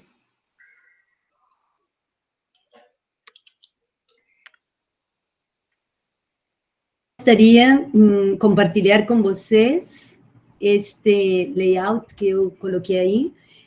Semana que vem haverá um enorme evento sobre os 30 anos do PAGUM, que trabalha a questão de gênero no Brasil há 30 anos, e será um evento muito significativo, com muitíssima gente que trabalha, tanto ativistas como teóricas sobre o feminismo e teóricos, e a gente vai ter como parte da linha de pesquisa do LAR, Gênero, Política e Religião, a gente vai ter uma mesa de apresentação com pessoas conhecidas e muito queridas também por nós, a Seca, que é membro do LAR, a Jaqueline de Brasília, a Dodora, que também é membro de nosso grupo de sionismo cristão, vai estar Maria Eugênia Patiño do México e o Bajoni, o Juan Marco Bajoni da Argentina. Essa será a mesa que teremos na quarta-feira à tarde. E na quinta-feira à tarde nós vamos trabalhar um workshop com a Olivia e a gente vai começar a discutir a agenda sobre gênero, religião e poder na América Latina, em vistas ao dicionário sobre a temática que temos previsto no nosso seminário, no nosso projeto temático. Todas estão convidadas a participarem e fiquem sabendo que nós estamos em pleno em essa atividade. Somente. Obrigada. Ok, obrigado, Brenda. Legal essa Ronaldo, mesa.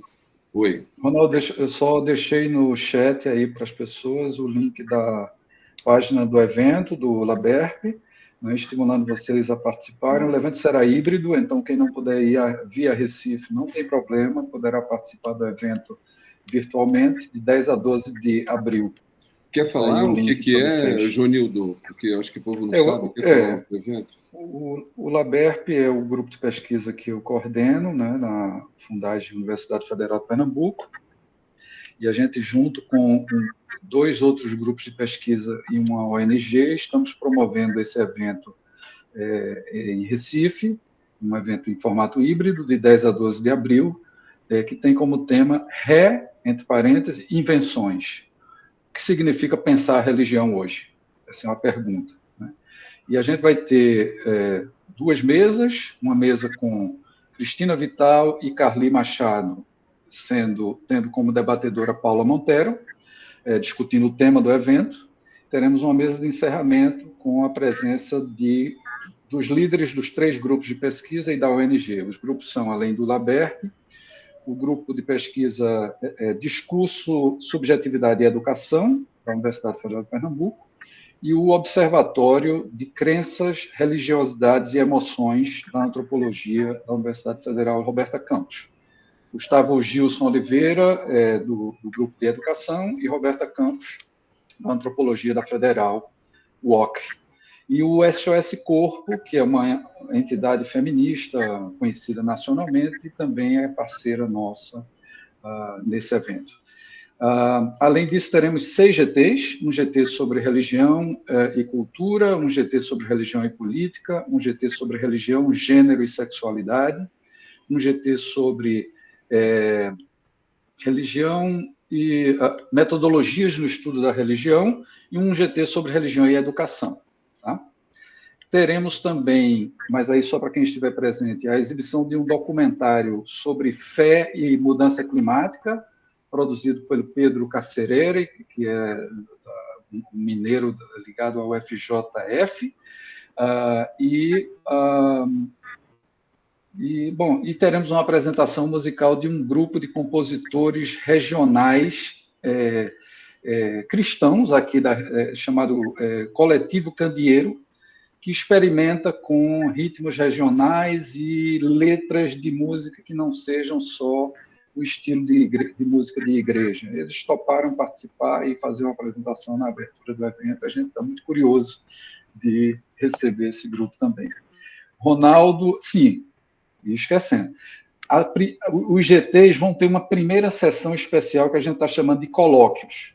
Nelas, teremos uma pessoa convidada, especialista no tema do GT, que estará fazendo uma apresentação, a partir da sua própria trajetória de pesquisa, sobre o panorama das questões que aquela temática do GT levanta hoje. Ronaldo e Brenda estarão participando como convidados desses colóquios, e teremos outras pessoas também, uma para cada temática dos GTs. Esses colóquios serão colóquios porque, primeiramente, eles serão uma discussão com as pessoas que apresentarão trabalhos nos GTs, e só num segundo momento é que a gente ampliará para as demais pessoas presentes. É isso. Ótimo. Aluno de graduação não paga. Ok. Bom, obrigado. Então, temos muita coisa aí para já esse começo de ano. Isso. Bom, aí, gente. Valeu, Joanildo. Prazer de novo. Obrigado, gente. Vamos almoçar, né?